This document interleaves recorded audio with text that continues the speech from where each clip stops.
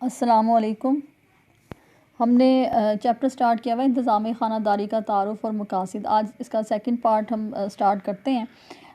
میں نے آپ کو پہلے جو پچھلے لیکچر میں بتایا تھا کہ انتظامی خانہ داری سے کیا مراد ہے، اس کو ہم نے ڈیٹیل میں دیکھا تھا، اور اس کے بعد یہ کہ جو انصرامی عمل ہے یعنی انتظام و انصرام، اس کے سٹیپس کون کون سے ہیں، بنیادی اقدامات کو ہم نے دیکھا، جیسے منصوبہ بندی تھا، انضباط و عمل اور تنقیدی جائزہ۔ اقدار کے بارے میں نے آپ کو بتایا تھا کہ اقدار کسے کہتے ہیں، اور اس کی اگزامپلز بھی ہم نے دیکھی تھی۔ میں تھوڑا سا اس کو ریپیٹ کر کے آگے اس کی اقسام کو بتاتی ہوں آپ کو۔ سب سے پہلے تو اقدار کا معنی جو ہے اس کا مطلب ہے اندازہ کرنا اور اہمیت اور فوقیت دینا۔ اس کا مطلب یہ کہ ہم کس چیز کو زیادہ اہمیت دیتے ہیں وہ ہماری قدر کہلاتی ہے۔ جیسے میں نے بتایا کہ تعلیم، اگر کسی گھر میں تعلیم کی بہت زیادہ اہمیت ہے تو وہ قدر کہلائے گی، اور یعنی تعلیم قدر کہلائے گی، تعلیم اقدار میں سے ایک ہوگی ان کے گھر کی۔ اسی طرح سے اگر کسی کے ہاں لباس کے معاملے میں سادگی جو ہے وہ بہت اہمیت کی حامل ہے تو وہ بھی ایک قدر بن جائے گی۔ تو جس چیز کو ہم اہمیت دیں گے، جس چیز کو ہم فوقیت دیں گے، وہ قدر کہلائے گی۔ اگر ہم ماہرین کے پوائنٹ آف ویو سے اس کو دیکھیں، اقدار کو دیکھیں، تو کسی شے کی خصوصیات کے تعین اور شوق اور دلچسپی کو قدر کہتے ہیں۔ یعنی ہم کسی بھی چیز کو جتنا زیادہ امپورٹنس دیں گے اور اس کے امپورٹنس کا ہم سٹینڈرڈ مقرر کریں گے اور اس میں ہم جتنا انٹرسٹ لیں گے وہ قدر کہلائے گی۔ اور قدر جو ہے وہ کوئی خارجی چیز نہیں ہے، اس کا تعلق دل سے ہے، دل کی دنیا سے ہے، اور مطلب یہ داخلی تجربات سے اس کا تعلق ہے، اس کا تعلق خارجی سے نہیں ہے۔ یہ امپورٹنٹ پوائنٹ ہے۔ دوسرا یہ کہ اقدار زندگی کے وہ محرکات ہیں جو مقاصد کو تشکیل دیتے ہیں۔ ایم سی کیوز کے لیے بھی امپورٹنٹ پوائنٹ ہے یہ کہ اقدار زندگی کے وہ محرکات ہیں جو مقاصد کو تشکیل دیتے ہیں۔ اس کا کیا مطلب ہوا؟ یعنی اقدار، ہم جس چیز کو جتنی اہمیت دیں گے، ہمارے نزدیک جو ہماری اقدار ہوں گی وہی ڈیسائیڈ کریں گی ہمارے مقاصد کو۔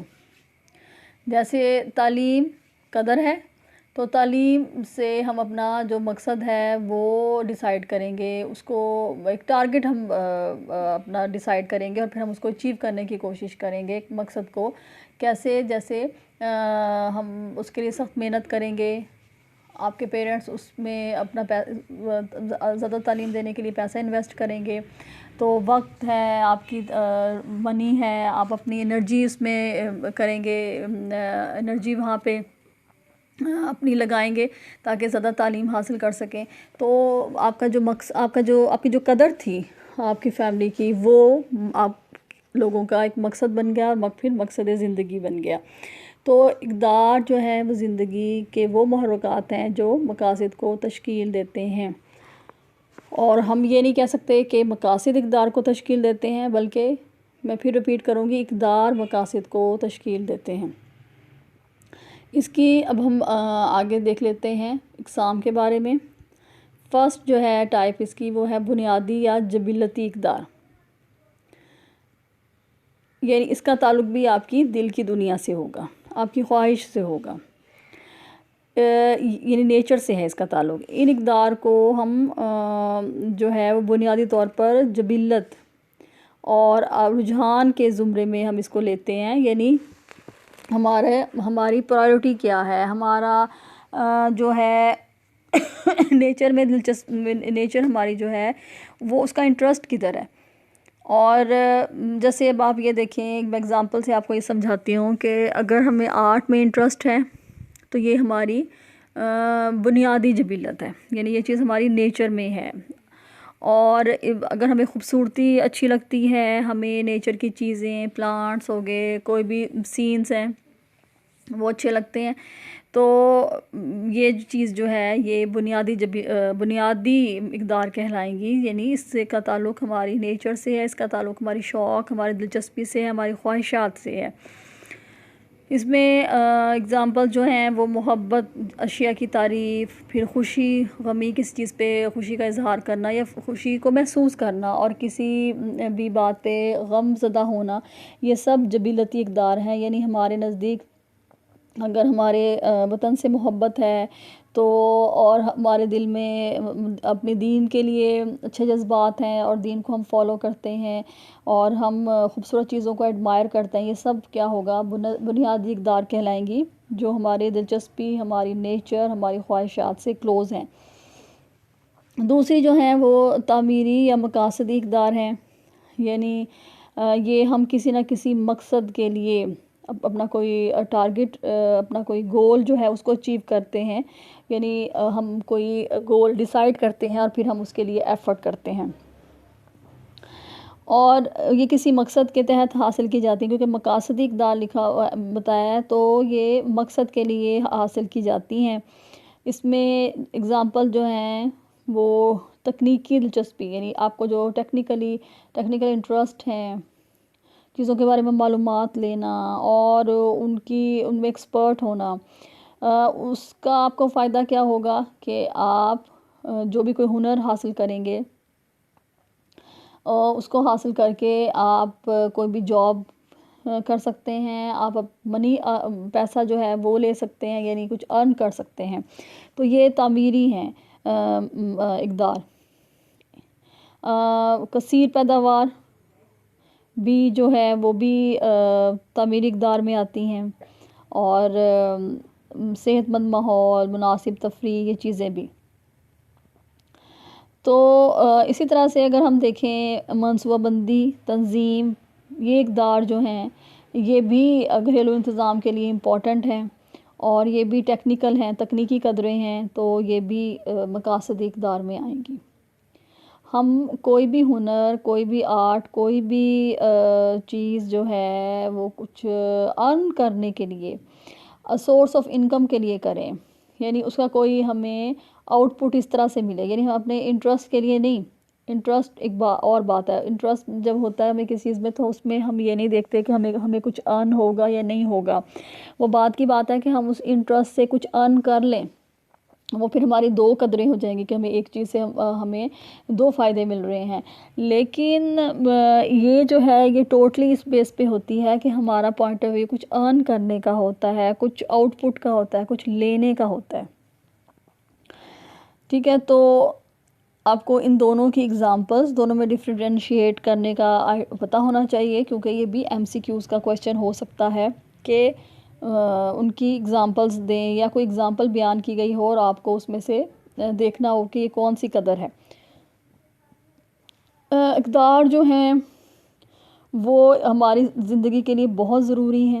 ظاہری سی بات ہے کہ جب ہمارے پاس کوئی اقدار ہی نہیں ہوں گی، ہم کسی چیز کو ویلیو ہی نہیں دیں گے، تو پھر ہم اپنے ٹارگٹس کیسے ڈیسائیڈ کریں گے کہ یہ ہمارے مقاصد ہیں زندگی میں، اور اس کے لیے ہم سٹرگل کیسے کریں گے. تو زندگی گزارنے کے لیے ہمارے سامنے مقاصد ضرور ہونے چاہیے تاکہ ہم سٹرگل کریں اور ہم پھر ان مقاصد کو حاصل کریں. تو اس کے لیے ضروری کیا ہے؟ آپ کی ویلیوز، آپ کی اقدار ضروری ہیں. کچھ اقدار جیسے مذہب، محبت، آرام، صحت ظاہر ہے وہ بھی ویلیوز ہیں، یعنی قدریں ہیں. آپ صحت کو امپورٹنس دیتے ہیں، آرام کو دیتے ہیں، اگر محبت کو، مذہب کو دیتے ہیں. پھر کھیل یا فن میں دلچسپی، یہ چیزیں جو ہیں یہ انسانی کردار پر بہت زیادہ اثر انداز ہوتی ہیں. یہ آپ کی پرسنالٹی بنانے میں اور آپ کی مطلب جو پرسنالٹی میں جو بھی آپ کا ایکسپریسو ہوتا ہے، یعنی ایکسپریشنز ہوتے ہیں، اس کے لیے یہ ضروری ہوتی ہیں. یہ والی چیزیں یہ کسی بھی پرسنالٹی کو پازیٹیو یا نیگیٹو بنا دیتی ہیں. جیسے اگر آپ جو ہے محبت کسی بھی رشتے سے، بچوں سے، کسی بھی خوبصورت چیز سے نہیں کریں گے تو کیا ہوگا کہ آپ کی پرسنالٹی جو ہے اس میں کوئی اتنا چارم نہیں ہوگا، یا آپ کی پرسنالٹی اتنی پازیٹیو نہیں ہوگی. ظاہری بات ہے جب آپ کے میں اس چیز کی سینس ہی نہیں ہوگی تو آپ لوگوں سے جس طرح مرضی بیہیو کریں وہ آپ کے لیے میٹر نہیں کرے گا. تو یہ انسان کی پرسنالٹی کو یہ والی قدریں بہت زیادہ اثر انداز، اس پہ بہت زیادہ اثر انداز ہوتی ہیں. اور جو اقدار ہوتی ہیں یہ کسی بھی معاشرے کے ضابطہ میں شامل ہوتی ہیں. اب دیکھیں جو اگر مسلم معاشرہ ہے تو مسلم معاشرے کی اقدار ڈیفرنٹ ہوں گی، غیر مسلم کی ڈیفرنٹ ہوں گی. تو یہ اس کے معاشرے کے آئین میں ہوتی ہیں، اس کے دستور میں ہوتی ہیں، بہت امپورٹنٹ ہیں، کسی بھی معاشرے کو ریپرزینٹ کرتی ہیں. اور اقدار کو ہم جو ہے وہ اشیاء اور واقعات کے اور فطرت کے لیے کا ایک لازمی جزو ہم کنسیڈر کرتے ہیں. یعنی اتنی یہ امپورٹنٹ ہیں کہ ان کے بغیر ہم اپنی زندگی کا تصور نہیں کر سکتے.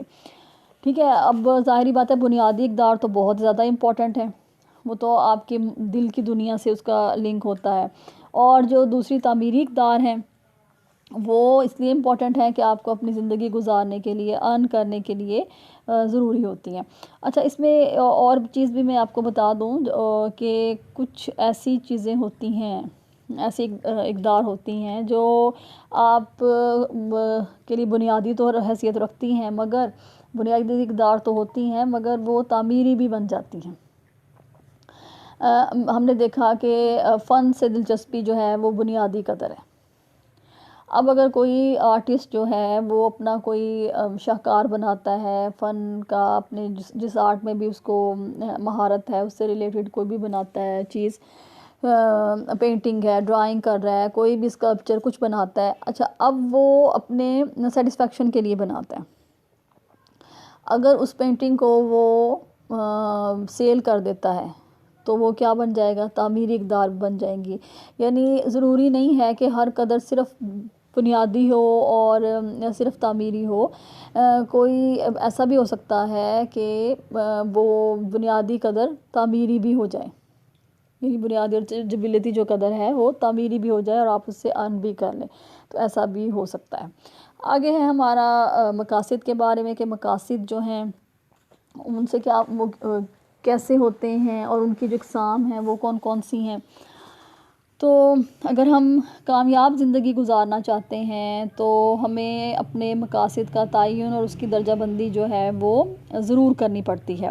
اور ضرور اگر ہم مقاصد کا تعین کرتے ہیں لیکن حقیقت پسندی سے نہیں کرتے، اپنے جو ہے اپنے جو ہمارے سورسز ہیں اس کے اکارڈنگلی نہیں کرتے تو پھر ہم ناکام ہو جاتے ہیں.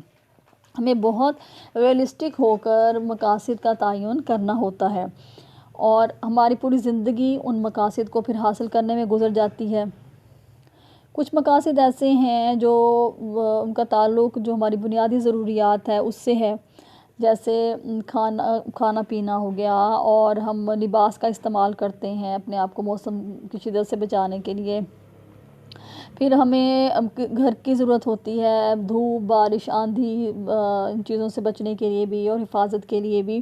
تو یہ جو مقاصد ہیں کچھ ان کا تعلق بنیادی ضروریات سے ہوتا ہے.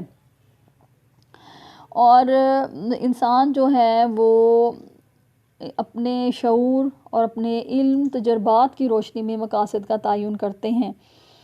ان کی جو ضروریات ہوتی ہیں اور خواہشات ہوتی ہیں اور اقدار، یہ تین چیزیں، ضروریات، اس کی خواہشات اور اقدار جو ہیں وہ بھی بہت زیادہ میٹر کرتی ہیں مقاصد کے تعین میں، مقاصد کے تعین میں بہت زیادہ رول پلے کرتی ہیں. پھر ہم یہ بھی نہیں کہہ سکتے کہ ہماری جو ہر خواہش ہے وہ نصب العین بن گئی، زندگی کا مقصد بن گئی، ایسا بھی نہیں ہوتا. زندگی کے جو مقصد ہوتے ہیں وہ ہمارے جو بہت زیادہ یعنی جن مقاصد پہ ہمارا جینا اور مرنا ہوتا ہے وہ ہمارا نصب العین ہوتا ہے. یعنی ہر مقصد ہمارے لیے بہت زیادہ امپورٹنٹ نہیں ہوتا. کچھ جو ہوتے ہیں وہ ٹیمپرری ہوتے ہیں اور کچھ جو ہوتے ہیں وہ تھوڑے ٹائم پیریڈ کے لیے، اور بہت کم ایسے مقاصد ہوتے ہیں یا سمجھیں کہ کوئی ایک مقصد ہوتا ہے جو ہماری زندگی کے لیے جینے اور مرنے کا مطلب جینے اور مرنے کا جو ہے سلسلہ وہ اس پہ ڈیپینڈ کرتا ہے کہ ہم یہ کہتے ہیں اگر وہ پورا نہیں ہوگا ہمارا مقصد تو ہم پھر زندہ نہیں رہ سکتے. یہ ایسا ہر شخص کے ساتھ بھی نہیں ہو سکتا، اور اگر کسی کے ساتھ ہو بھی تو وہ کوئی ایک مقصد ایسا ہوگا. تو ہم ہر خواہش کو نصب العین کا درجہ نہیں دے سکتے۔ زندگی میں کامیابی حاصل کرنے کے لیے پھر وہی میں آپ کو دوبارہ یہ چیز بتاؤں کہ ہمیں حقیقت پسندانہ مقاصد کا تعین کرنا ہوتا ہے، وہ مقاصد جو ہم ایکچول میں حاصل بھی کر سکیں۔ ہم ان ٹارگیٹس کو اچیو کرنے کی کوشش ہمیں کرنی چاہیے جو ہمارے مطلب ہمارے سورسز جو ہیں وہ انہیں حاصل کرنے میں ہمارا ساتھ دیں، ہماری ایفرٹس، ہماری انرجی اور یہ سب چیزیں جو ہیں یعنی حقیقت پہ مبنی ہونے چاہیے وہ مقاصد، کہ ایسا نہیں ہو کہ ہمارے پاس ہم یہ ڈیسائیڈ کر لیں کہ ہم نے جی ایک گھر بنانا ہے، بہت بڑا گھر بنانا ہے، اور ہمارے پاس اتنے سورسز نہ ہوں، تو ظاہری سی بات ہے کہ یہ بیوقوفی ہوگی کہ ہمیں ایسا مقصد ہے اس کا تعین کریں۔ ہمیں انہی مقاصد کا تعین کرنا ہوتا ہے جو کہ حقیقت پر مبنی ہوتے ہیں۔ پھر مقاصد جو ہے وہ ایک نہ ختم ہونے والی کڑی ہے، اور ایک کے بعد دوسرے مقصد کو ہم ایک کو حاصل کر لیتے ہیں، پھر ہم دوسرے مقصد کو اپنا حاصل کرنے کا بنا لیتے ہیں کہ ہم نے اس کو حاصل کرنا ہے، پھر جب وہ ہو جاتا ہے حاصل پھر ہم تیسرے کو کرتے ہیں، تو یہ ایک متواتر سلسلہ ہے، اور یہ اس میں وہ کبھی ختم نہیں ہو سکتا، اور یہی اس کی خوبی ہے کہ مقاصد جو ہوتے ہیں وہی ہماری زندگی کو حرکت دیے رکھتے ہیں، اور ہماری زندگی بالکل سٹل نہیں ہوتی۔ مقاصد ضروری نہیں کہ ایک جیسے ہوں، وقت کے ساتھ ساتھ بدلتے ہیں، حالات کے ساتھ بدلتے ہیں، کچھ فیملیز میں ایسے بحران ہوتے ہیں، کچھ ایسی تبدیلیاں ہوتی ہیں جس کی وجہ سے مقاصد چینج ہو سکتے ہیں، اور جو معاشرہ ہے وہ بھی ان کے تناؤ میں اور ان کے چناؤ میں بہت اہم کردار ادا کرتا ہے۔ ظاہری بات ہے ہم لوگوں سے جب میل جول رکھیں گے، ان سے ملیں گے، اور اس حساب جب ہم مطلب جو ہماری کہنا چاہیے کہ صحبت ہے اور ہماری جو ایک سرکل ہے وہ بھی ہمارے مقاصد پہ اثر انداز ہوگی، اس کے حساب سے ہم اپنے مقاصد کو تبدیل کریں گے۔ اس کو آپ اپنے حساب سے اگر یوں دیکھیں کہ اگر آپ کی فرینڈز جو ہیں ان کا رجحان پڑھائی کی طرف بہت زیادہ ہے، تو اچھی تعلیم حاصل کرنا آپ کا بھی مقصد بن سکتا ہے۔ تو اکثریت جو ہے، اسی لیے کہا جاتا ہے نا اچھی صحبت ہونی چاہیے، تو اکثریت جو ہے وہ اس چیز کو مطلب اپنے مقاصد کو اسی بیس پہ ہی چینج کرتی ہے کہ ان کے جو فرینڈز ہیں، ان کا جو سرکل ہے، ان کا جو خاندان ہے، اس کی سوچ کیسی ہے، ان کا لائف سٹائل کیسا ہے، اس حساب سے وہ بھی اپنے مقاصد کو بدلتے ہیں۔ اب ہم آتے ہیں کہ مقاصد کی درجہ بندی جو ہے وہ کیسے کی جا سکتی ہے۔ تو 3 طرح کے مقاصد ہیں: فوری مقاصد، کم مدت میں حاصل کیے جانے والے مقاصد، اور طویل المیعاد مقاصد۔ فوری جیسے نام سے ظاہر ہے کہ یہ ہم بہت کم ٹائم کے لیے ہم ان مقاصد کو اپنی زندگی کا یہ مقصد بناتے ہیں، یعنی ہم ٹارگٹ رکھتے ہیں کہ ہم نے ان کو حاصل کرنا ہے، اور ہم انہیں حاصل کر لیتے ہیں، کیونکہ ان کا تعلق ہماری ضروریات سے اور خواہشات سے ہوتا ہے، اور ہم انہیں کم وسائل سے حاصل کر سکتے ہیں۔ جیسے ہم نے کچھ ریڈنگ کرنی ہے، ہمیں بک چاہیے، ہم اس کو اگر شاپ سے خرید لیتے ہیں، تو یہ ہمارا مقصد جو ہے وہ فوری مقاصد میں آ گیا، یعنی ہم نے اسے فوراً اس مقصد کو پھر حاصل بھی کر لیا، اور وہ مقصد ایسا تھا جو کم ٹائم پیریڈ کے لیے تھا، کم وسائل سے حاصل ہو سکتا تھا۔